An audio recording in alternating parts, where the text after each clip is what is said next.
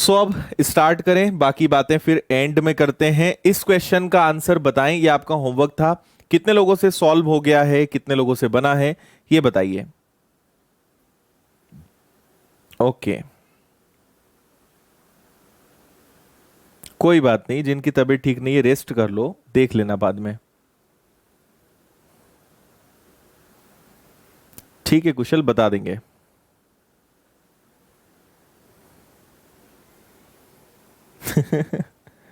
नहीं भाई पंकज। ओके,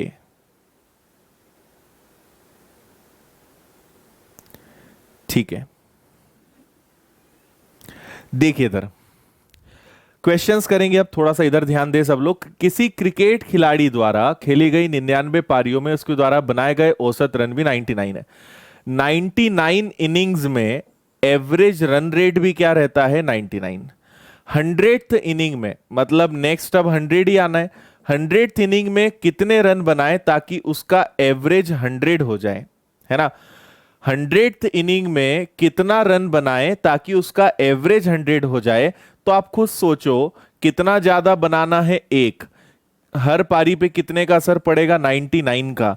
तो यहां बस 99 जोड़ना है, मतलब 100th इनिंग में उसे 199 रन्स बनाना है। बस ये आपका आंसर आ गया। बस इतना सा करना था आपको। और ये क्वेश्चन तो हमने सबसे पहले दिन करना सीखा था। आंसर आ जाएगा आपका कितना? डी। अच्छा भूपेंद्र, ठीक है, समझ में आया। 99 इनिंग्स का एवरेज 99 है। 100 में उसे 100 का एवरेज चाहिए, तो हर इनिंग्स का एक बढ़ेगा। 99 में 99, 99 जुड़ा। अब उसे 199 रन बनाने पड़ेंगे। कौन सी इनिंग्स में? 100th इनिंग में। इतना सा क्वेश्चन ये वाला था भाई। ओके है, ठीक है। चलिए एक और इसी से थोड़ा सा मिलता जुलता क्वेश्चन है ये, जो अभी हमने ये किया ना, इसी कंसेप्ट पर बेस्ड है। थोड़ा सा आप ध्यान से पढ़िए, आपको बताएंगे। हाँ जी, न्यू चैनल की इंफॉर्मेशन मैं एंड में दे दूंगा, बता दूंगा, है ना? अभी आप यहां पढ़ो इसको अच्छे से बस। राम राम भाई। चलो, 12 लोगों में पहले 11 लोगों का औसत वजन 95 किलोग्राम था। 12वें व्यक्ति का वजन 12 लोगों के औसत वजन से 33 किलोग्राम ज्यादा था। 12वें व्यक्ति का वजन कितना है? Average weight of first 11 person among 12 person is 95 kg. The weight of 12th person is 33 kg more than the average weight of all the 12 person. All की स्पेलिंग यहां पे रॉन्ग है, ठीक है। All the 12 person, the weight of the 12th person is. बताइए भाई, कोई है आप में से जो इसका आंसर बताएगा?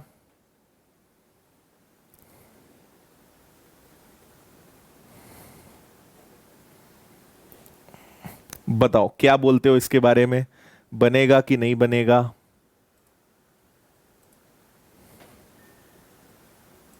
बोलिए जल्दी से।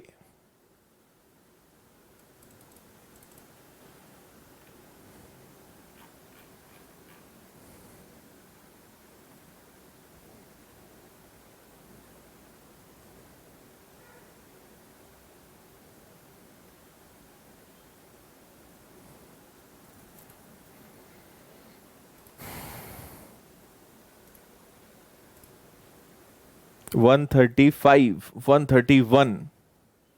चलो देखो, इसको आप ऐसे समझिए, 11 लोगों का एवरेज जो है वो कितना है? 95 है। ओके, 12वें व्यक्ति का वजन 12 लोगों के औसत वजन से 33 किलो ज्यादा है, ठीक है। आप एक कंसेप्ट यहां पे समझेंगे। देखो क्या होता है, मैं आपको एक दूसरा एग्जांपल बताता हूं कि सपोज 10 बच्चे हैं जिनका वेट है 50, और एक बच्चा आ गया तो उसका वेट, उसके आने से एवरेज कितना हो गया? उसके आने से एवरेज 51 हो गया, है ना, या 52 हो गया। तो आपने देखा कि उसके आने से सबका वजन 2 बढ़ेगा, तो 10 का असर कितना होगा? 20। तो उसका एवरेज 20 ज्यादा होगा, वजन 20 ज्यादा होगा, मतलब कितना होगा? 72, समझ में आ रही है बात? तो आप एक बात समझिए कि जितना आप यहां प्लस करते हैं, ठीक है, जितना आप यहां प्लस करते हैं, ये इन्हीं के डिफरेंस का रिजल्ट होता है, हाँ या ना? और आप देखिए, अब मैं कहूंगा कि जो नया बच्चा आया ना, उसका वजन जो पहले से एवरेज था उससे उतना ही ज्यादा है। जैसे आपसे यह कहा है 12वें व्यक्ति का वजन 12 लोगों के एवरेज से 20 ज्यादा है, तो मैं कहूंगा कि जो नया बच्चा आया उसका वजन जो एवरेज था उससे 20 ज्यादा है। तो अगर यहां 20 है तो यहां भी 20 होगा। अब सुनना कैसे हमने इस पॉइंट को पकड़ा। अगर यहां 12 है, यहां कोई वैल्यू आएगी, और इसमें जो एक पर्सन नया जुड़ा है उसका वजन इससे 33 ज्यादा है, तो अगर यहां 33 ज्यादा है तो इनका डिफरेंस भी 33 ही रहा होगा। यहां 20 तो यहां 20, यहां 20 तो यहां 20। समझ में आ रहा है? अगर यहां मैं 33 प्लस करूंगा, इसका मतलब इनका डिफरेंस भी 33 आया होगा। और 33 मतलब किस, इनका जो डिफरेंस है उसमें कुछ भी नाम दे दो, उसमें आपने 11 का मल्टीप्लाई किया होगा तभी तो 33 आया होगा। मतलब इनके बीच में जो डिफरेंस है वो कितना है? 3। मतलब ये इससे 3 ज्यादा होगा। मतलब यहां कितना आया होगा? 98। 98 में 3 जोड़ दो, तो जो नया व्यक्ति आया वो कितने किलो का है? 131 का है। बताओ भाई, थोड़ा सा हाई फाई लेवल हो गया, समझ में आया क्या? हाँ, करोटिया जी, ऐसे अचानक मोटिवेशन नहीं होता भाई, उसके लिए माहौल बनाना पड़ता है, और फिर उसके लिए किसी को देखना पड़ता है, फिर मोटिवेशन आता है। किसी कोई गलती करेगा तो फिर अपने आप डांट पड़ेगी, डांट पड़ेगी तो मोटिवेशन आ जाएगा, है ना? मोटिवेशन ऐसे नहीं आता। देखो एक बार फिर से सुनो, यहां जो हम प्लस या माइनस करते हैं वो हमेशा इनका डिफरेंस होता है, ये तो आपको समझ में आ ही रहा होगा, है ना? तो अगर इनका जो डिफरेंस है उसमें 11 का मल्टीप्लाई होकर ही 33 आया होगा, यहां 33 तो यहां 33, मतलब 11 में किसका मल्टीप्लाई करेंगे? 3, मतलब दोनों में 3 का डिफरेंस होगा। यहां 95 है तो यहां 98 आएगा, तो यहां 98 है उससे 33 ज्यादा। तो जो 12वां व्यक्ति है, जो 12th पर्सन है, उसका वजन कितना होगा? 131, 131। अच्छा, तुक्का मार दिया तुमने।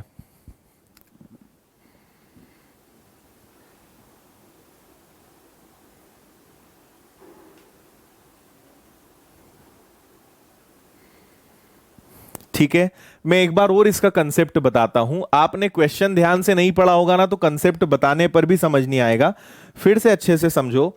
मैंने कहा कि भाई 20 बच्चों का वजन है 40, और एक बच्चा और आया जिसके आने से एवरेज कितना हो गया? 43 हो गया, है ना? तो जो नया बच्चा आया ना उसका वजन बताओ। तो आप क्या करोगे कि सर इसके आने से सबका वजन 3 बढ़ा 20, इसका टोटल करोगे तो आएगा 60, इसमें आप 60 जोड़ोगे, ये रिजल्ट आ जाएगा। तो आप हर बार क्या करते हो कि यहां जो आप रखते हो वही इनका रिजल्ट होता है, यहां भी वही आता है ना? तो अगर यहां 33 जोड़ोगे तो यहां भी 33 आया होगा, यहां 60 जोड़ा तो यहां 60 आया होगा, और 60 में 20, किसी ना किसी नंबर में 20 का मल्टीप्लाई होने पे 60 आया होगा। बस वही लॉजिक यहां है। अगर मैं यहां पर 33 प्लस करूंगा तो यहां भी 33 ही आया होगा, और 33 11 में किसी नंबर का मल्टीप्लाई होने पर आया होगा, मतलब यहां क्या आ रहा होगा? 3। और 3 हमेशा क्या होता है? डिफरेंस। देखो यहां पे डिफरेंस कितने का था? 3 का, तो यहां भी 3 मतलब डिफरेंस है। तो पहले 95 था तो बाद में 98 हुआ होगा, 3 जुड़ा होगा ना भाई। तो 3 जुड़ा 98, 33 जोड़ दिया, नए व्यक्ति का वजन 131 है। ठीक है, सबसे पहले दिन वाला कंसेप्ट चल रहा है अभी तक। और इसीलिए मैंने आपसे पहले भी कहा है कि छोटी छोटी चीजें, शुरुआत की चीजें पूरे चैप्टर में चलती रहती हैं, उनको अगर सीरियस नहीं लोगे तो बार बार रिपीट लिखना पड़ेगा।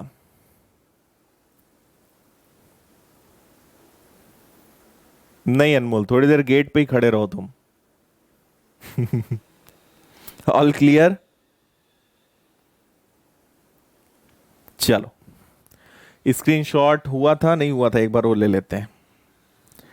चलिए जी, ये लीजिए एक और calculative question, easy but calculative. अच्छे से पढ़िए फिर मैं बताता हूं। कपिल क्वेश्चन पढ़ो ना। एवरेज बढ़ेगा एवरेज बढ़ेगा मतलब प्लस ही होगा।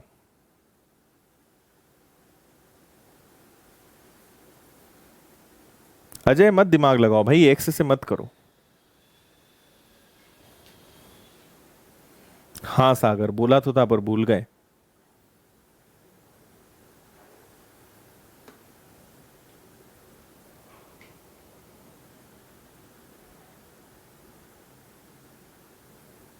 ओके,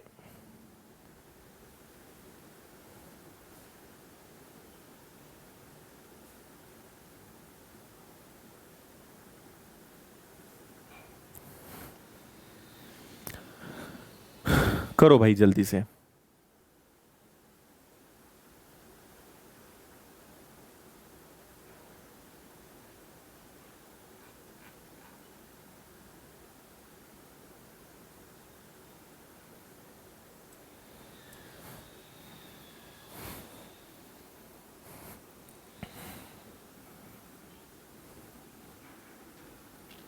जय हिंद भाई।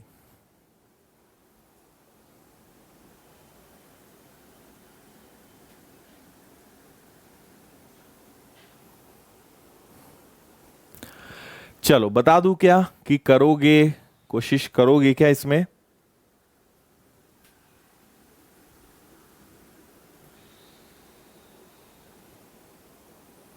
अच्छा प्रीति, बहुत अच्छे।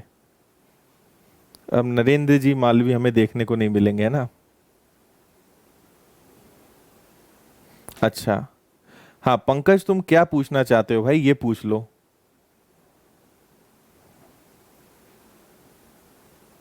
अच्छा, पटना में भी नहीं मिले, ये तो बहुत अच्छी बात है यार। ठीक है माखन, देख लेंगे।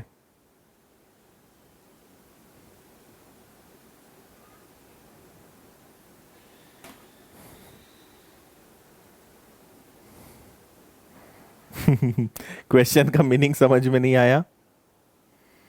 ओके, देखिए आप एक बात समझना पहले तो, जब भी किसी का जन्म होता है उस समय उसकी उम्र 0 मानते हैं, ये आपको पता होगा, है ना? किसी का भी जन्म हुआ तो उस दिन उसकी उम्र क्या मानी जाएगी? 0। जब बी का जन्म हुआ उस समय ए 4 साल 7 माह का था, और सी का जन्म हुआ तब बी, देखो ए डिपेंड है बी पर, बी डिपेंड है सी पर। सी को लो, जब सी का जन्म हुआ होगा, तो जब सी का जन्म हुआ होगा तब वो 0 साल का था उस समय बी, तो बी उससे बड़ा है, बी उससे बड़ा है, और बी इससे कितने साल बड़ा है? 3 साल 4 महीने बड़ा है। ओके, और जब बी का जन्म हुआ होगा तब ए, मतलब ए जो है बी से भी बड़ा है, कितना बड़ा है? इससे और 4 साल 7 महीने वो बड़ा है, तो 7 और 4 11 महीने, और 4 और 3 7 साल, मतलब ए कितने साल का हो गया? ए हो गया आपका ए हो गया 7 साल 11 महीने का। देखो हमने शुरुआत किससे करी, सुनना ध्यान से, हमने शुरुआत किससे करी? सी से। सी को हमने क्या ले लिया? सी को हमने 0 ले लिया, ठीक है? अगर सी का जन्म होगा तो 0, और बी जब ये 0 का था तो बी उससे 3 साल 4 महीने बड़ा था, और जब बी का जन्म हुआ होगा तो ए इतने का था, मतलब वो ये बोलना चाह रहे हैं कि ए जो है बी से बड़ा है। कितने साल बड़ा है? 4 साल 7 महीने। तो इसमें 4 साल और 7 महीने जोड़ दो, मतलब जब सी पैदा हुआ होगा तो बी इतने का था और ए इतने का था। किसी को भी ये बात समझ में नहीं आई हो तो बता दीजिए जल्दी से, बोलो इतना समझ में आया क्या? है ना? लेकिन वो क्या बोल रहे हैं, जब सी की आयु 5 साल 2 महीने होगी, तो भाई जब इसको आप 5 साल 2 महीने आगे बढ़ाओगे, तो अगर इसको 5 साल 2 महीने आगे बढ़ाओगे तो सबको आगे बढ़ाना पड़ेगा। तो जब ये 5 साल 2 महीने का होगा तो इसमें भी 5 जोड़ो, तब ये 8 साल 6 महीने का होगा, और इसमें भी जोड़ो तो 11 और 2 13 महीने, है ना? और 7 और 5 12 साल, तो 13 महीने में से 12 महीने इधर जाएंगे तो ये 13 साल बनेगा, और ये 1 महीना बचेगा। क्या समझ में आया ये क्या किया हमने? बोलो, ये आ गई सबकी उम्र, ठीक है? जब सी पैदा हुआ होगा उस समय ये बी की उम्र, और उस समय ये ए की उम्र। तो जब सी 5 साल 2 महीने का होगा, मतलब सी को 5 साल 2 महीने आगे ले जाना है, तो भाई सबको आगे ले जाओ। सब में 5 साल 2 महीने जोड़ो, तो इसमें 5 साल 2 महीने जोड़ा, इसमें 5 साल 2 महीने जोड़ा, इसमें भी 5 साल 2 महीने जोड़ा, तो 11 और 2 13 महीने हो गए ना। 13 महीने मतलब 1 साल 1 महीना, तो 1 साल इधर चला गया, तो 13 महीने और 13 साल और 1 महीने। अब इनका औसत भी बताना है, तो इनका औसत बता दो। ठीक है, कैसे बताओगे? जोड़ के देख लो। 13 और 8 21, 21 में अगर आपने 5 जोड़ा, ठीक है, 13 21 और 5, ये हो जाएगा आपका कितना? 26। 13 और 13 26, 26 साल और 6 और 1 7 और 2 9 महीने, ऐसे हो रहा है ना। अब एक काम करेंगे, इसका एवरेज बताना है, मतलब लोग कितने हैं अपने पास? 3 लोग हैं। अब अगर 3 से मुझे डिवाइड करना है तो हम यहां पे थोड़ा सा लॉजिक लगा सकते हैं। देखो भाई, यहां पे ऐसी संख्या हो जो 3 से कट जाए, तो 26 3 से नहीं कटता, 25 नहीं कटता, 24 कट जाता है। तो मैं इसको लिखूंगा 24 साल प्लस इसमें से 2 साल निकल गए, और इसके बाद भी क्या बचे हैं? 9 महीने बचे हैं। तो अब इसमें 3 का भाग चला जाएगा क्या? चला जाएगा। लेकिन अभी ये भी दिक्कत है ना। तो देखो, एक तरीका है कि सबको पूरे को महीने में बदल लो और फिर आप 3 से डिवाइड करो, पर मैं आपको थोड़ा सा इसमें शॉर्टकट बताना चाह रहा हूं।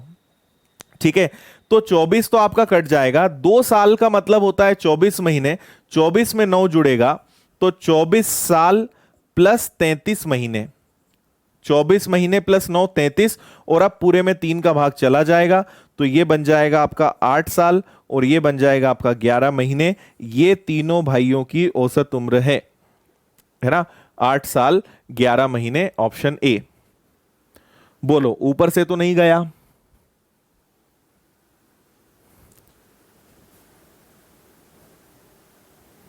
अच्छा गरोठिया जी, हाँ, पूरे को मंथ में चेंज करके भी कर सकते हो, पर उसमें ज्यादा आपका कैलकुलेशन बढ़ेगा। मेरा मानना है इससे करोगे तो जल्दी होगा। ठीक है, दिक्कत 26 ने दी थी, इसको मैंने 24 किया, इसके 2 साल का 24 महीने और 9 33, ये कट गया 8 बार, ये कट गया 11 बार, पूरा आपसे कट गया, आंसर आ गया। महीने में तो कर ही सकते हो, वो तो हर जगह लिखा ही है। मैं आपको कुछ अलग सिखाना चाह रहा हूं, इसलिए ऐसे बताया। ठीक है, चलो, ये बहुत खतरनाक सवाल है भाई, पढ़ो इसको।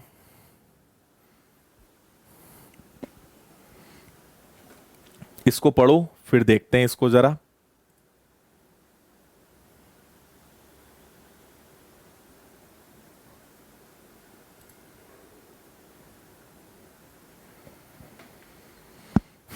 अच्छा अजय, तुम एक्स से करके ही मान रहे हो, है ना?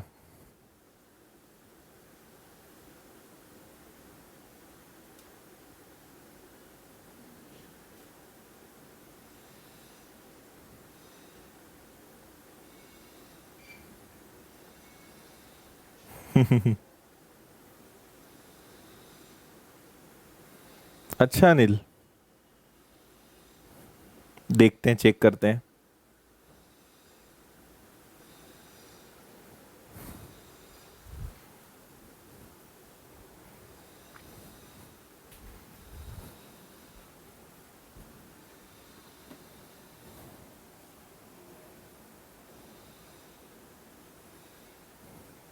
अभी 24 ऐसे आया कि हमने सोचा कि 3 से क्या कैंसिल हो सकता है, इसलिए हमने उसको 24 लिख दिया।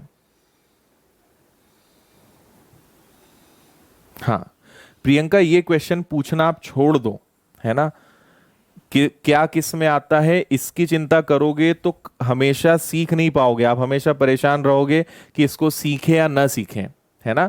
इसलिए आज के बाद आपका ये क्वेश्चन नहीं आना चाहिए। आपका हर 2 दिन में क्वेश्चन फिक्स होता है, जो है उसको सीखो। ऐसे फिल्टर लगा लगा के कभी कुछ नहीं सीख पाओगे। आपको सब चीजें सीखनी पड़ेगी एग्जाम निकालना है तो। ठीक है, चलो देखिए जी, 30 छात्रों की औसत आयु 14 वर्ष 4 माह है, तो 30 बच्चे हैं। आप इस क्वेश्चन को पूरे को मंथ में कन्वर्ट कर लो, ज्यादा आसान रहेगा। तो 30 बच्चे हैं जिनकी औसत उम्र 14 वर्ष और 4 माह है ना।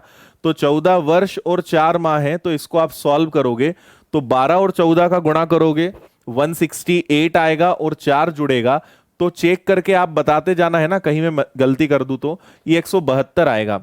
14 साल और 4 महीने, तो 14 को 12 से गुणा करेंगे तो ये आना चाहिए 168 और 4 जुड़ेगा 172 मंथ। ठीक है, उसी कक्षा में 5 और नए छात्र आ जाते हैं, तो अगर 5 नए बच्चे आ जाएंगे ना तो टोटल कितने बच्चे हो जाएंगे? 35। और अब उनका औसत क्या बन जाएगा? अब उनका औसत बन जाएगा 13 साल और 9 महीने। तो अगर 13 और 12 का गुणा करेंगे तो 156, 156 और 9 जुड़ा तो ये आना चाहिए आपका 165, 165 महीने, है ना। चलो ठीक है, 5 नए छात्रों में सबसे छोटे छात्र की उम्र जो है वो ये है, तो 4 नए छात्रों की उम्र बताइए, औसत उम्र बताइए। चलो ठीक है, उसको छोड़ो, पहले तो हम ये देखें कि 5 जो बच्चे हैं उनकी उम्र कितनी आ रही है। तो आप एक बात समझिए, पहले 30 लोग थे, उनका एवरेज ये था, 5 आए तो एवरेज ये हो गया। 5 लोगों के आने से सबकी उम्र 7 कम हुई, इसका असर 30 लोगों पे पड़ेगा और इसके जिम्मेदार कौन है? 5 लोग। ये सब आप शुरू में सीख चुके हो, है ना। तो ये आ जाएगा आपका माइनस का 42। तो अगर इसमें से 42 कम कर दिया जाए तो वो जो बाद में जो बच्चे आए ना, जो 5 बच्चे आए, ये उनका एवरेज है। ये क्या है? उनका एवरेज है। अगर मैं इसको 5 से मल्टीप्लाई कर दूं तो ये आएगा 15 का 5 कैरी 1, 10 और 11 कैरी 1, 615 महीने। ये उनकी टोटल एज है ना।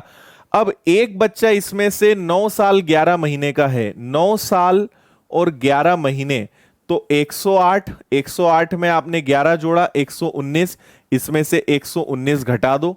तो अगर 119 घटाया तो 15 में से 9 गया, 10 में से 1 गया और 5 में से 1 गया, ये आ गया। और ये हैं वो 4 बच्चे। इसको अगर आपने और सॉल्व किया तो 4 से 1 बार, 4 से 2 बार, 4 से 4 बार, और इसको अब 12 से डिवाइड करेंगे तो 12 इंटू 10, 10 साल और 4 महीने। ये हैं वो 4 बच्चे जिनकी औसत उम्र ये आएगी। सिर्फ कैलकुलेशन ही कैलकुलेशन है, ये आपका आंसर आना चाहिए सी वाला।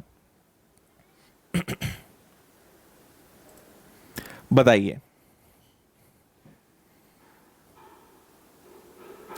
समझ में आया क्या भाई? बोलो जल्दी। अरे चेतन, कोई ब्लॉक नहीं करा भाई, तुमको दिख रहे हैं तुम्हारे कमेंट। ऊपर से गया क्या? समझ में तो नहीं आया?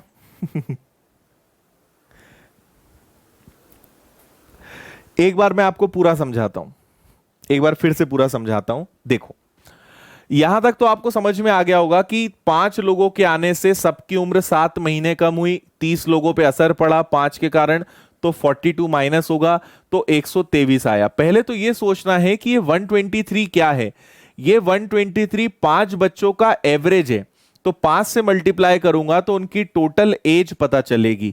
एक छोटा सा बच्चा उनमें 9 साल 11 महीने का है, मतलब वो 119 महीने का है, उसको मैंने हटा दिया तो ये जो उम्र है वो 4 बच्चों की है, और चारों का जो उम्र है वो ये है, ये उनका एवरेज है। पर ये महीने में है, महीने को साल में बदलना है, तो एक साल में 12 महीने, 12 से भाग दिया, उन 4 बच्चों की जो एज है वो है 10 साल 4 महीने। ठीक है, मंथ, ईयर, एवरेज, बस ऐसा चल रहा है। ये चारों की टोटल उम्र है, छोटे बच्चे को हटाया, ये चारों की टोटल उम्र है, 4 से भाग दिया, ये उन चारों की एवरेज उम्र है ना। उसको 12 से भाग दिया तो ये चारों की साल में, ईयर्स में और मंथ में एवरेज एज आ गई। बस इतना सा काम हमने यहां पर किया है। ठीक है,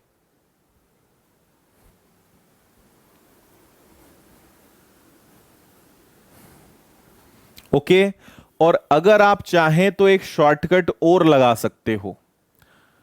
आप ये कर सकते हो कि एक जो बच्चा है, एक बच्चे की एज है 9 साल 11 महीने। ठीक है, मतलब कितने?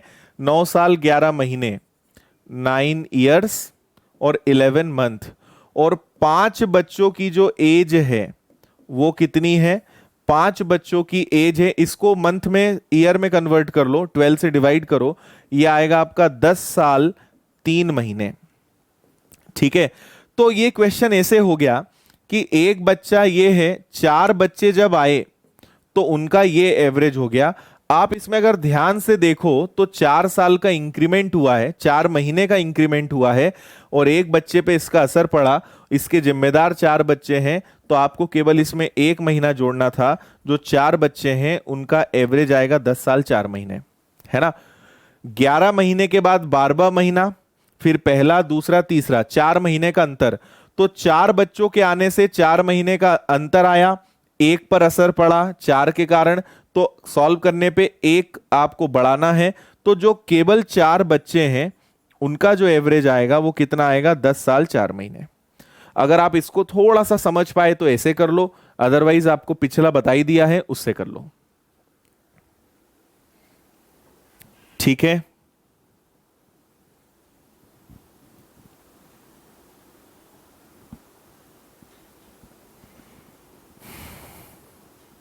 अच्छा भरत, चलो इसका भी आपको स्क्रीनशॉट दे देते हैं। दोनों के बारे में अच्छे से विचार कर लेना। ये लीजिए भाई, एक और सुपर डुपर क्वेश्चन, बहुत शानदार क्वेश्चन। आपको ये क्वेश्चन हर किताब में एक्स से मिलेगा, और मैं एक ऐसा तरीका बताऊंगा जो आपको कहीं नहीं मिलेगा बिना एक्स के। ठीक है, आप इसको पढ़ो, मैं पानी पीता हूं तब तक।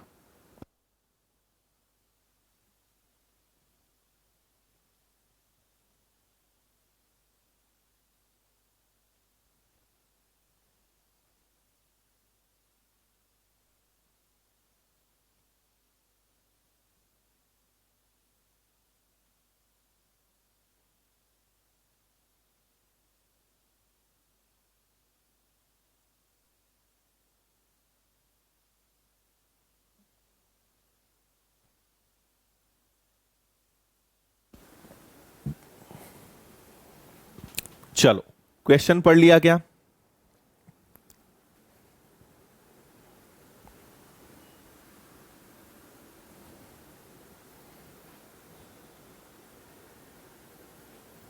हाँ हल्का, आज की स्पीड स्लो है क्योंकि आज के क्वेश्चन हाई हैं। अगर हाई क्वेश्चंस में हाई स्पीड कर दी तो हाई से हाई कट जाएगा, बचेगा 0।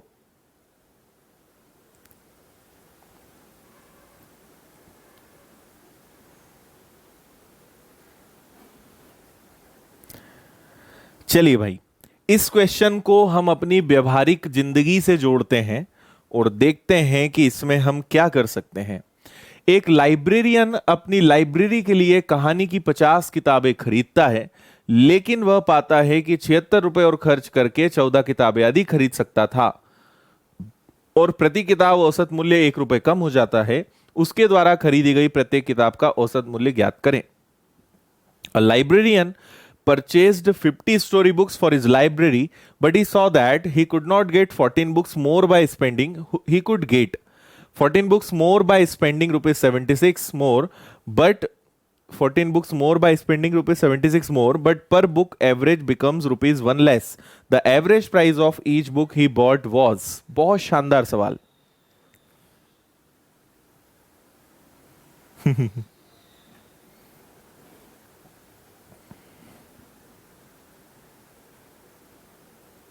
अच्छा सागर, कहाँ है वो जगह? अच्छा। चलो भाई, देखो अब इसको जरा। पहले मैं आपको इसको जोड़ता हूं आपकी व्यवहारिक जिंदगी से। क्या होता है, आप जब कुछ भी फल सब्जी कुछ खरीदने जाते हो तो ये आपके साथ होता है, हर बार होता है। कैसे होता है मैं बताता हूं। आप सपोज करो आप केले खरीदने गए, है ना, बनाना केले आपने खरीदे। आपने कहा दुकानदार से कि जो दुकान पे है, ठेले पे है, जहां भी, आपने उससे कहा कि भाई केले क्या भाव है। वो आपसे बोलेगा 40 रुपए दर्जन, है ना, मतलब 40 रुपए के 12। तो आप बोलोगे ठीक है भाई 1 दर्जन दे दो। जब वो 1 दर्जन देगा फिर वो उठाएगा बंच, काउंट करेगा। जब वो काउंट करेगा तो बोलेगा कि ये 18 है या 16 है, 50 के कर दूं क्या? आपको 50 के में कर दूंगा और आपको 2 केले ज्यादा ही मिल रहे हैं। ऐसा होता है कि नहीं होता है ना? मतलब वो क्या करता है, अपनी क्वांटिटी बढ़ाता है और आपको थोड़ा सा डिस्काउंट दे देता है। वो बोलता है कि देखो 12 लेके जाओगे ना तो 40 के मिलेंगे, मैं आपको 18 दे रहा हूं और 50 रुपए में, तो आपका फायदा है इसमें। ठीक है, तो एक्चुअल में कुछ नहीं है, उसने अपनी सेल्स बढ़ाई है, उसने अपनी बिक्री बढ़ा दी है। ठीक है, तो क्या हुआ, एक लाइब्रेरियन अपनी लाइब्रेरी के लिए 50 बुक्स लेने गया। ठीक है, 50 बुक्स उसने खरीद ली, बिल बन गया, सब कुछ हो गया। फिर दुकानदार ने कहा कि आप एक छोटा सा काम करो, आपका जो भी बिल बना है ना, सपोज आपका बिल 100 रुपए बना है, आप कुछ मत करिए, सिर्फ मुझे आप 76 रुपीज ज्यादा दो, मैं आपको 14 किताबें ज्यादा दूंगा। मतलब मैं आपको कितनी किताबें ज्यादा दूंगा, 14। तो आपको केवल 76 रुपीज ज्यादा देना है पहले की तुलना में, और आपको कितनी किताबें ज्यादा मिलेंगी, 14 किताबें ज्यादा मिलेंगी, मतलब आपको 64 बुक्स मिलेंगी। क्या आपको यह बात समझ में आई, क्या बोल रहा हूं मैं? बोलिए जल्दी से, क्लियर हुआ? ठीक है, तो अच्छा एक और बात, उसने क्या करा कि आपको हर बुक पे 1 रुपए का डिस्काउंट भी दे दिया। भाई उसने आपको दो चीजें ऑफर करी। पहला तो उसने ये कहा कि आप सिर्फ 76 रुपीज ज्यादा दो। तो आपने कहा भाई इसमें मेरा क्या फायदा है? तो उसने बोला कि आपका फायदा ये है कि मैं हर बुक पे 1-1 रुपए और कम कर दूंगा, है ना। तो आपको एक तो 1-1 रुपए उधर कम हो जाएंगे और पैसा आपका ज्यादा लगा नहीं। तो आपने कहा चलो ठीक है यार, दे दो, ऐसे ही केले खरीदते हो ना। ठीक है, हाँ ठीक है। अब देखो होता क्या है, हम यहां पे एक्स से नहीं करेंगे, है ना, हम यहां ऐसे करेंगे कि पहले आपका बिल बन गया था, तो ये ओल्ड बिल था। बाद में आपने क्या करा, आपने 76 रुपीज ज्यादा दिए, तो आपका नया बिल बना। ठीक है, तो जो बिल पहले बना था और जो बिल अभी बना है, दोनों में कितने का डिफरेंस है? दोनों में 76 रुपीज का डिफरेंस है। लेकिन दोनों में कितनी बुक्स का डिफरेंस है? दोनों में 14 बुक्स का डिफरेंस है, 14 किताबों का अंतर है ना। तो क्या मैं अगर यह कहूं कि 14 किताबों के कारण 76 रुपीज का अंतर आया, तो यह कहना एक हद तक सही तो होगा पर एक्चुअल में यह गलत है। क्यों गलत है? क्योंकि उसने हर बुक पे 1-1 रुपए कम भी करा है।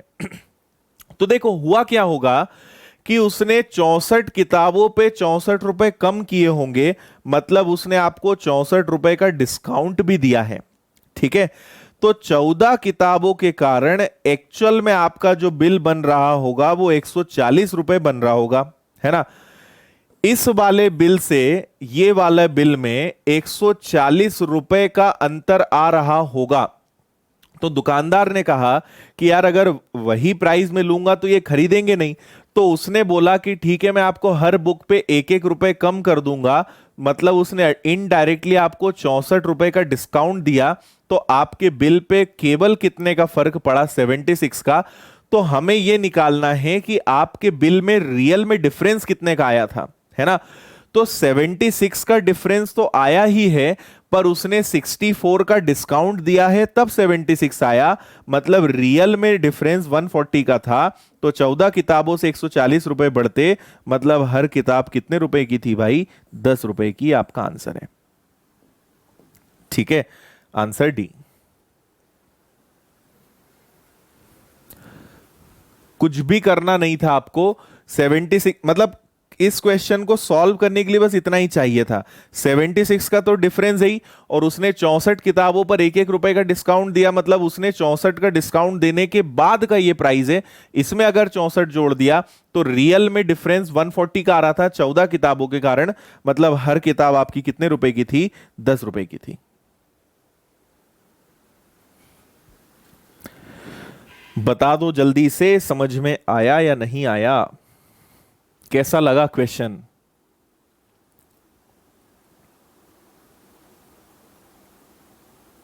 अभी मैं आपको चेक भी करवा दूंगा।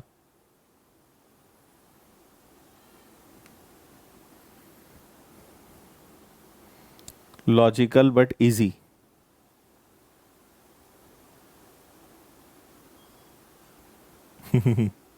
देखो, आप चाहो तो चेक कर लो। देखो मैं आपको चेक करवाता हूं। आप लाइब्रेरियन हो, हर किताब कितने की थी? 10 की। तो 50 किताबें अगर 10 रुपए के हिसाब से लोगे तो कितने का बिल बनेगा? 500 का। और अगर 64 किताबें 10 रुपए के हिसाब से लोगे तो कितने का बिल बनेगा? 640 का। तो रियल में दोनों में डिफरेंस कितने का है? रियल में दोनों में डिफरेंस 140 रुपए का है। और 140 का डिफरेंस आया 14 किताब के कारण, मतलब हर किताब कितने की? 10 रुपए की। पर दुकानदार समझदार था, उसने क्या बोला कि मैं जितनी किताबें हैं उतने रुपए कम कर दूंगा, तो मैं आपको 64 रुपए का डिस्काउंट दे दूंगा, मतलब आपका बिल अब केवल कितने का बनेगा? 576 का। तो अब जरा देखो दोनों में कितने का डिफरेंस है? 76 का डिफरेंस है। तो 76 का डिफरेंस तो 64 रुपए के डिस्काउंट देने के बाद आया ना। अगर मैं इसमें 64 रुपए वापस जोड़ दूं तो रियल वैल्यू तो ये रही होगी, है ना। तो एक्चुअल में उनका डिफरेंस 76 नहीं था, उनका डिफरेंस 140 था। और ये जो रियल वाला डिफरेंस है ना, यही हमें पता करना था। बोलो, समझ में आया? ऐसे करके थोड़ा सा समझोगे तो आपको समझ में आएगा। ये डिफरेंस डिस्काउंट के बाद है, अगर मैं वापस 64 रुपए जोड़ दूं तो मुझे पता चल जाएगा कि रियल ये था। तो दोनों में डिफरेंस 140 का आ रहा होगा।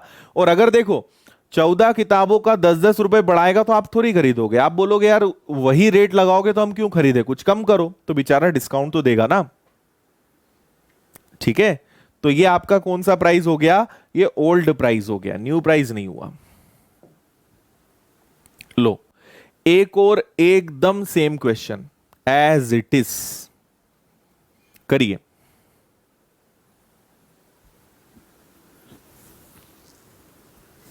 क्लियर है? Awesome, okay. अरे यार सोहन, तुम कैसे समझाऊं मैं तुम्हें अब, इससे ज्यादा और कैसे समझाया जाए। अच्छा, यदुनंदन कौन सी मेथड दी है भाई तुम्हारी बुक में, इसकी बता दो जरा सबको। हे भगवान, ये पीओ लेवल, क्लर्क लेवल, तुम लोग इसी सब में रह जाओगे। बात मान लो मेरी, जो सीखना है सीखो, ये लेवल छोड़ दो। ये इसमें आएगा, ये इसमें आएगा कि नहीं, कुछ नहीं कर पाओगे, है ना। अभी भी छोड़ दो सागर, जो है वो सबके लिए है। अगर ऐसे लेवल से पढ़ाएंगे ना तो कभी पढ़ा ही नहीं पाएंगे हम, और ना कभी कुछ सीख पाओगे।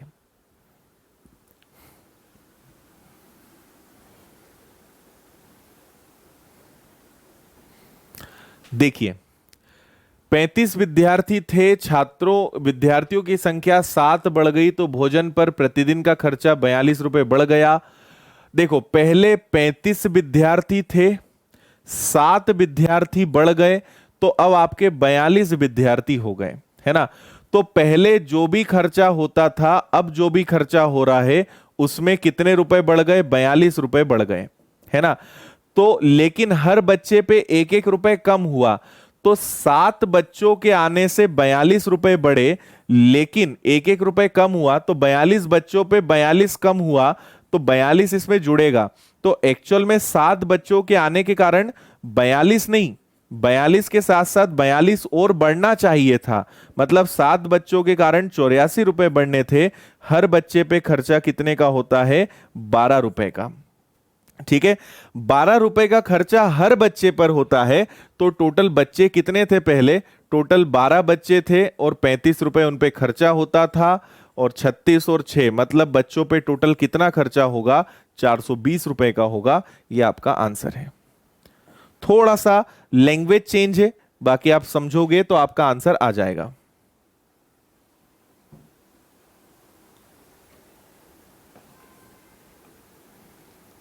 ओके, है ना। फिर से समझो, 35 बच्चे थे, 7 और आ गए। पहले एक्स खर्चा होता था, अब वाई हो रहा है, तो पहले से 42 रुपए ज्यादा खर्चा हो रहा है, लेकिन हर बच्चे के का 1-1 रुपए कम भी हुआ है। तो 7 बच्चों के आने के कारण 42 नहीं, रियल में 84 बड़ा होगा, है ना। फिर वो कम हो गया, वो अलग बात है, मतलब हर बच्चे पे जो खर्चा होता होगा वो कितने रुपए का होता होगा? तो 12 रुपए का होता होगा। ये आपका आंसर है। ठीक है, हर बच्चे पे खर्चा 12 रुपए का, और पहले 35 बच्चे थे तो आप उसमें 35 का मल्टीप्लाई कर दोगे, टोटल आपका आ जाएगा कितना, 420 रुपए। रहा सवाल ये 42 कहां से आया, तो हर बच्चे पे 1 रुपए खर्चा कम हुआ है, तो 42 बच्चों पे 42 रुपए कम होने के बाद 42 होगा, मतलब रियल में खर्चा 84 हो रहा होगा 7 के आने के कारण।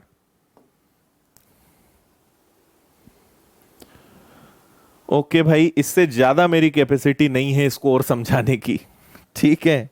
चलो आगे बढ़ो, लो एक और सवाल, पढ़ें इसको अच्छे से।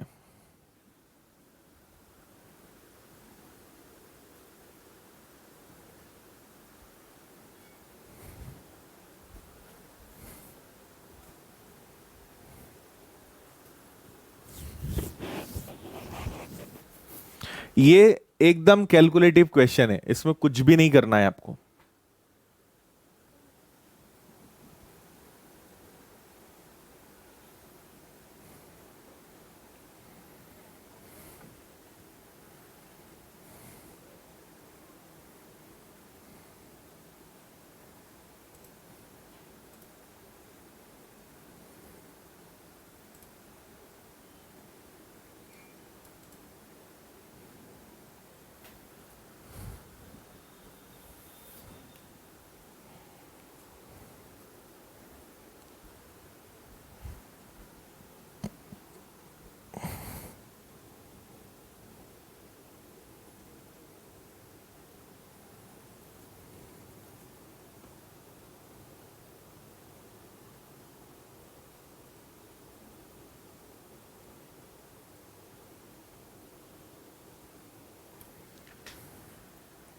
चलो देखें, देखो ये ऐसा है कि एक व्यक्ति ने 3 वर्षों तक दूध खरीदा।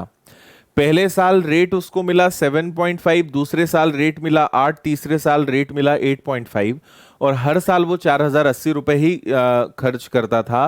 तो तीनों वर्षों का दूध का औसत मूल्य ज्ञात कीजिए। देखो, हर साल उसका बजट फिक्स है कि मैं 4080 रुपए का ही दूध खरीदूंगा, ये फिक्स है। तो मैं आपको जल्दी जल्दी बताते जा रहा हूं, आप मुझे कैलकुलेट करके बताओ। पहले साल दूध का भाव 7.5 रुपए लीटर था, तो 7.5 रुपए लीटर के हिसाब से उसने 4080 रुपए में कितना खरीदा होगा, तो इसको सॉल्व करने पे इसकी कुछ वैल्यू आएगी।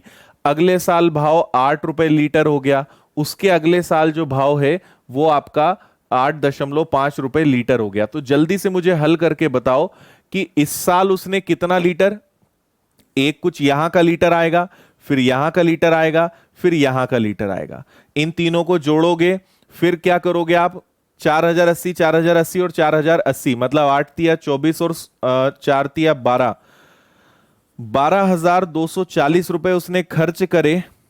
इन तीनों को मैंने जोड़ा है, 4 4 4 मतलब 12 और 8 8 8 मतलब 24, और इनको आप निकाल दो जरा, तो टोटल क्वांटिटी आ जाएगी, डिवाइड करेंगे आंसर आएगा। करो जल्दी से।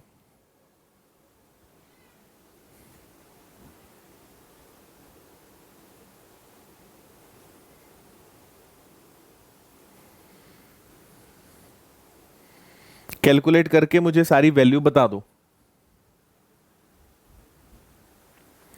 यस, आंसर तो मुझे याद है, इसका करेक्ट आंसर 7.98 ही है, बिल्कुल सही है।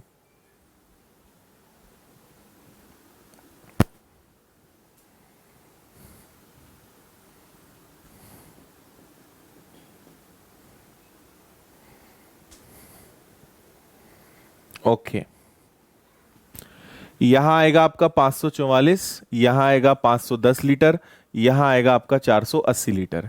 इन सबको आप जोड़ दोगे तो यहां 4 आ जाएगा, 8 9 और 4 13 का 3 कैरी 1 हो जाएगा, और ये 1534 आ जाएगा। इसको आप सॉल्व करना, तो आपका एवरेज पड़ेगा 7.98 रुपी पर लीटर, ये आंसर आएगा। ठीक है, देखो क्वेश्चन में कोई दम नहीं है, हर साल आप 4080 रुपए ही खर्च करते हो। पहले साल भाव 7.5 था, दूसरे साल भाव जो है वो 8 हो गया, तीसरे साल ये, तो आपको पहले साल इतना लीटर मिला, दूसरे साल इतना लीटर, तीसरे साल इतना लीटर, तो इनका टोटल हो गया ये, और आपका टोटल खर्चा और टोटल कितना मिला, तो एवरेज पूरे तीनों साल का आपको जो भाव पड़ा वो कितना पड़ा, 7.98, ये आंसर आएगा। बिल्कुल सही।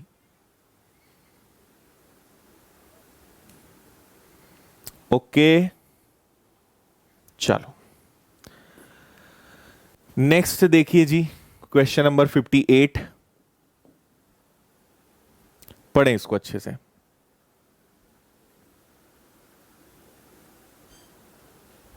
पढ़िए इसको जल्दी से।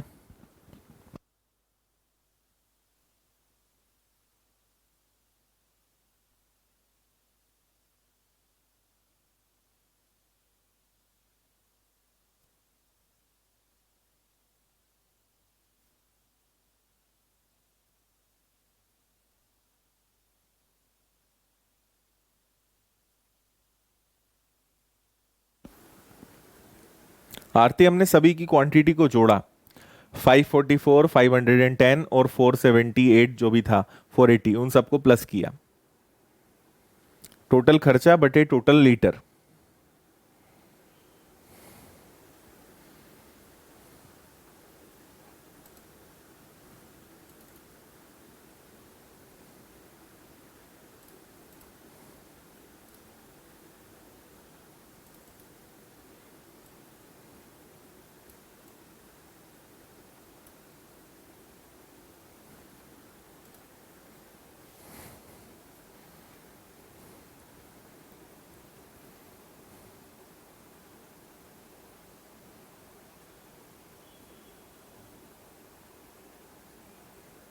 चलो बता दूं,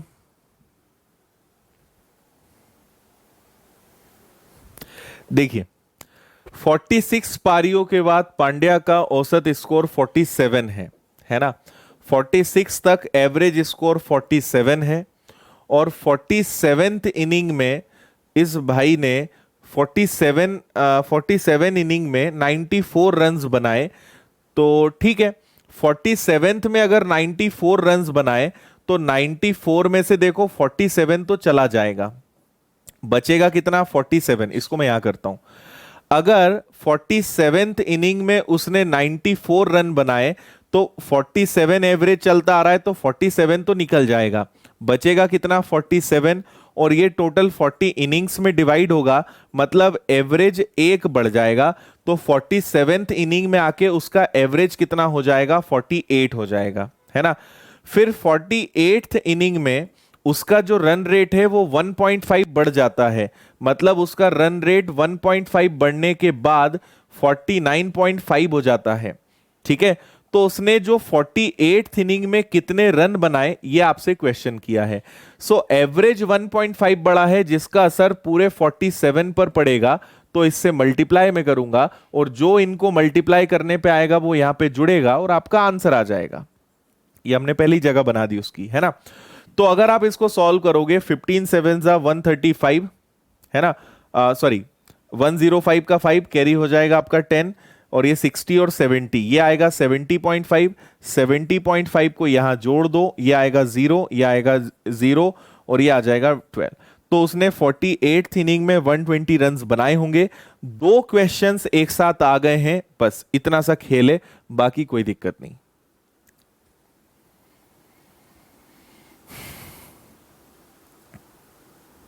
बताइए समझ में आया।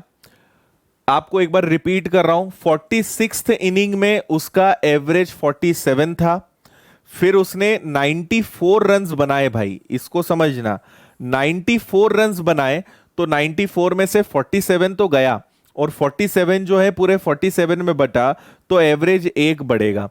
फिर इसके बाद उसका एवरेज फिर से 1.5 बढ़ा, इसका असर 47 इनिंग्स पे होगा, 70.5 इसमें जुड़ेगा। तो जो उसने 48th इनिंग खेली, 48वीं पारी खेली, उसमें उसने 120 रन बनाए।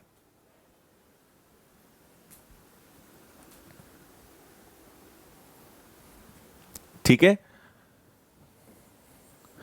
यहां पे उसने 94 रन ज्यादा बनाए, 94 का ये पूरा कैलकुलेशन यहां किया मैंने, है ना। तो इसमें 1 प्लस होने के बाद ये कितना आया, 48 आया। सोचो थोड़ा सा, सब कुछ पुराना है, नया कुछ नहीं है इसमें, ओल्ड इज गोल्ड। हाँ जी, हवा में ही करना है। चलिए आगे बढ़े। ये एक और क्वेश्चन। आपको याद है मैंने आपको 2 दिन पहले आई थिंक एक ताजमहल वाला क्वेश्चन कराया था, छुट्टी वाला क्वेश्चन, उसी का थोड़ा सा मॉडिफाइड टफ वर्जन आपके सामने है। इसको भी अच्छे से पढ़िए, फिर मैं बताता हूं।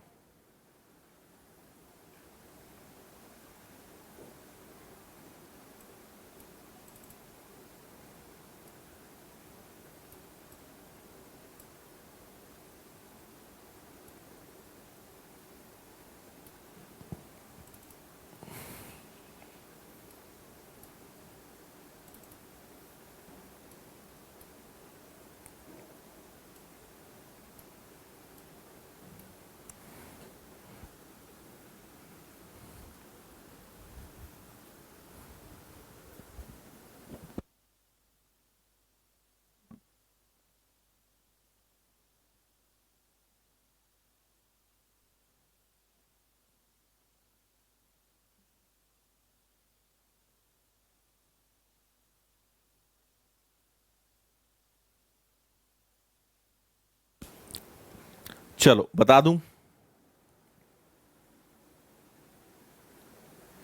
देखिए, एक विशेष सप्ताह में ताजमहल देखने वाले लोगों की औसत संख्या 250 है। यदि हम उस दिन को छोड़ दें जिस दिन अधिकतम 538 लोगों ने स्मारक का दौरा किया था, तो औसत 48 घट जाएगा। इसके अलावा अगर छुट्टियों को छोड़ दें तो औसत 303 हो जाएगा। सप्ताह में छुट्टियों की संख्या ज्ञात कीजिए। देखो भाई, अगर पूरे हफ्ते को लेंगे, 7 दिन को लेंगे, तो एवरेज आने वाले लोगों की संख्या 250 है। लेकिन एक दिन ऐसा है जिस दिन सबसे ज्यादा लोग आए, 538। और मैं आपको बताऊं, इसकी हमें प्रश्न में जरूरत ही नहीं थी, क्योंकि उन्होंने बोला है उसके बाद एवरेज 48 कम हो गया। तो एक हाईएस्ट आने वाले दिन को हम हटा दें तो हमारे पास मात्र 6 दिन बचेंगे, और उसके उस एक दिन के हटने से एवरेज 48 कम हो जाएगा। मतलब 6 दिनों का एवरेज क्या 202 होगा? भाई 538 की जरूरत ही नहीं है ना। एक दिन सबसे ज्यादा 538 लोग आए, अगर उसको हटा दें तो एवरेज 48 कम हो जाएगा। तो डायरेक्ट कम कर दो ना, 538 की जरूरत ही नहीं है। ठीक है, तो 7 दिन का एवरेज है 250, अगर एक दिन हटा दें तो एवरेज 48 कम होता है, तो 6 दिनों का एवरेज है 202। ओके, तो अगर 6 दिनों का एवरेज 202 है, और इसमें से अगर छुट्टी के दिनों को हटा दें तो एवरेज 303 हो जाता है ना। इसको सॉल्व कर लेते हैं। 101 से ये 2 बार कैंसिल होगा, ये 3 बार कैंसिल होगा, 3 से ये 2 बार कैंसिल होगा। एक्स की वैल्यू आएगी 4, पर 4 आंसर नहीं है भाई, क्योंकि ताजमहल 4 दिन खुला रहा। तो 6 में से अगर 4 दिन खुला रहेगा, मतलब कितने दिन छुट्टियां रही होंगी, कितने दिन ताजमहल बंद रहा होगा? 2 दिन। ये आपका आंसर है।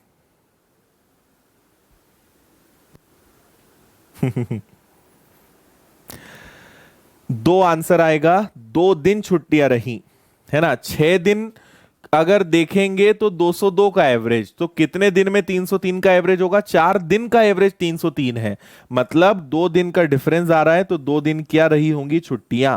अगर आपने परसों, आई थिंक 2 दिन पहले मैंने करवाया था, आपको अगर वो याद होगा तो आपको समझ में आ गया होगा कि यहां पे हम क्या कहना चाहते हैं।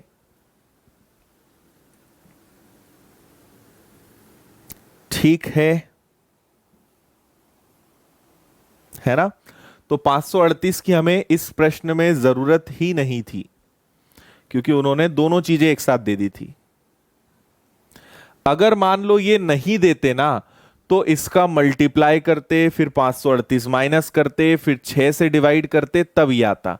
पर उन्होंने सब कुछ पका पकाया दे दिया था, इसलिए हमें कुछ करना नहीं पड़ा, है ना। अगर ताजमहल 6 दिन खुलेगा, 7 ले लोगे तब भी वही बात है भाई, पर फिर 6 में एक जोड़ो, या फिर इस 4 में एक जोड़ो, तब आएगी बात वापस वही। तो 6 दिन का एवरेज ये है, तो 4 दिन का ये, तो 6 दिन खुलेगा, तो ये छुट्टी के दिन हटा दे तो 4, मतलब छुट्टी कितने दिनों की है? 2 दिन की है। चलिए इसको करिए।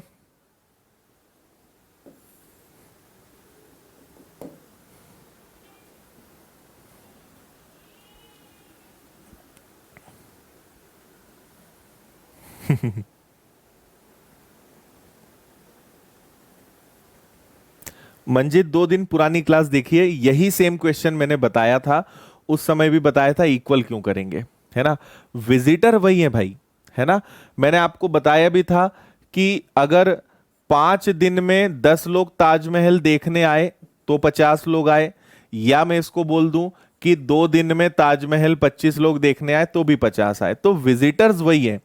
5 दिन का देखेंगे तो एवरेज 10 है, 2 दिन का देखेंगे तो एवरेज 25 है, पर लोग वही के वही हैं, इसलिए उसको इक्वल लेते हैं।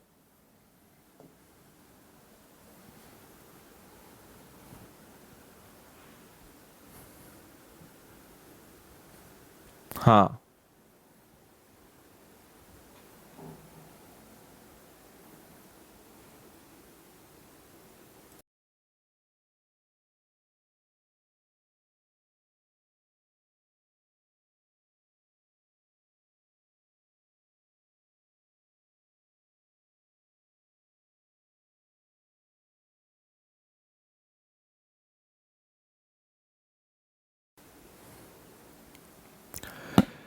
चलिए जी, क्या आंसर आएगा इसका।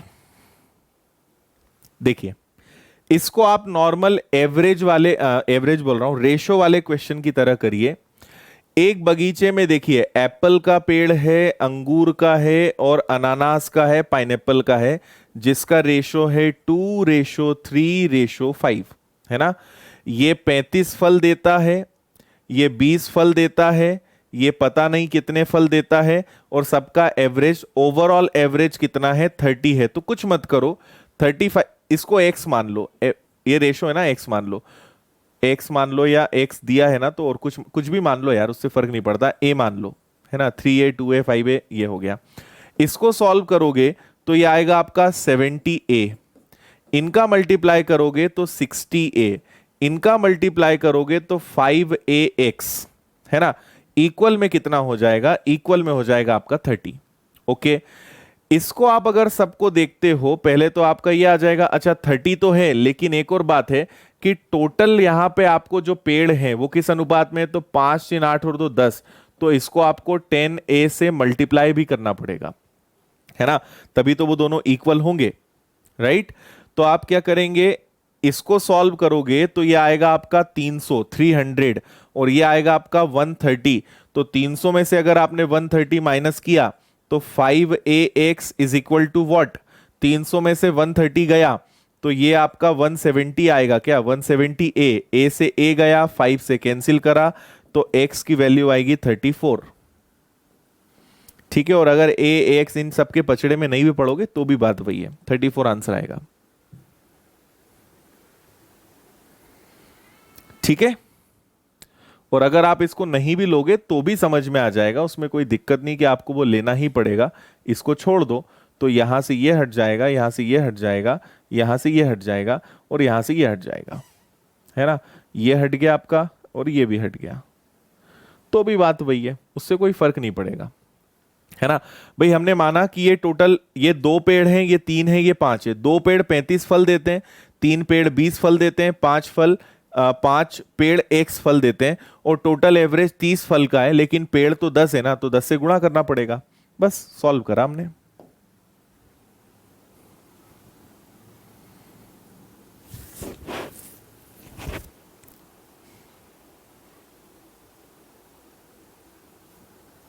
बता दो, क्लियर है सभी को।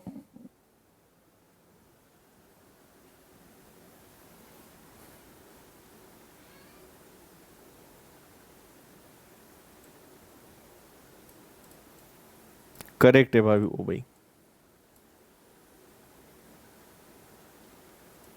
पाइनएप्पल को कहते हैं अनानास। चलो, क्लियर है यहां तक, इसको ले लो।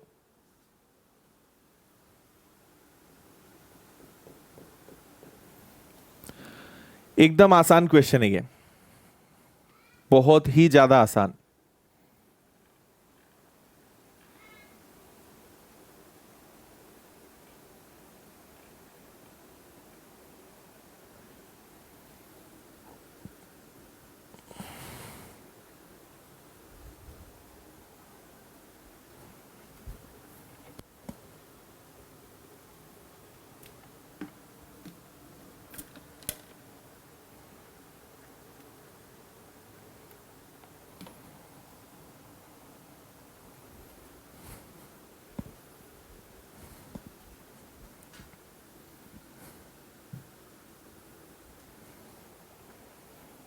देखिए, एक परीक्षा में 45 छात्रों का एवरेज 25 है।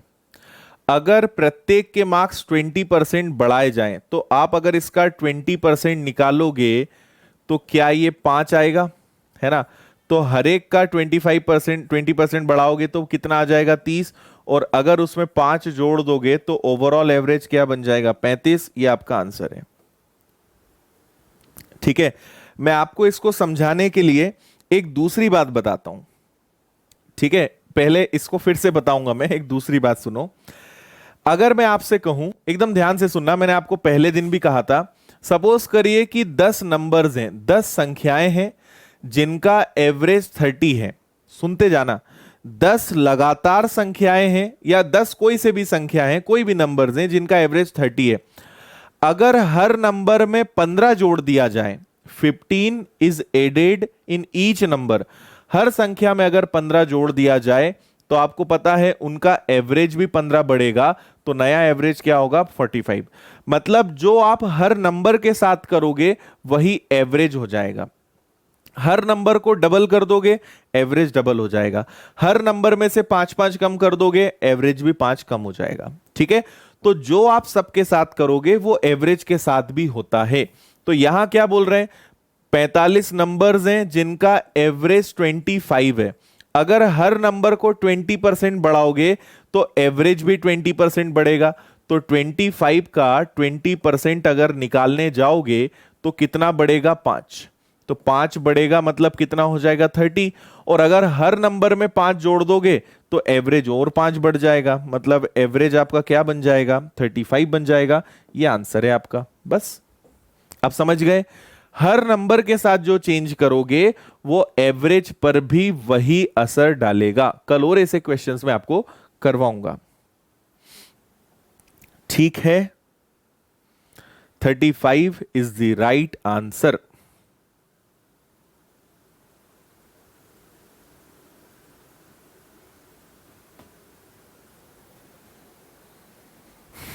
ओके,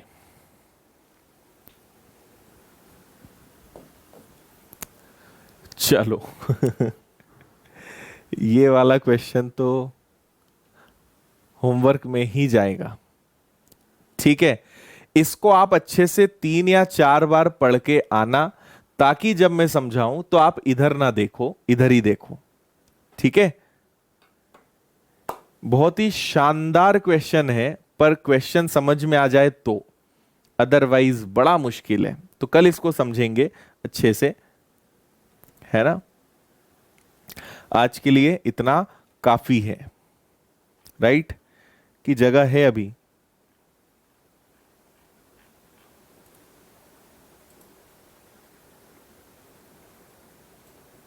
ठीक है, ओके।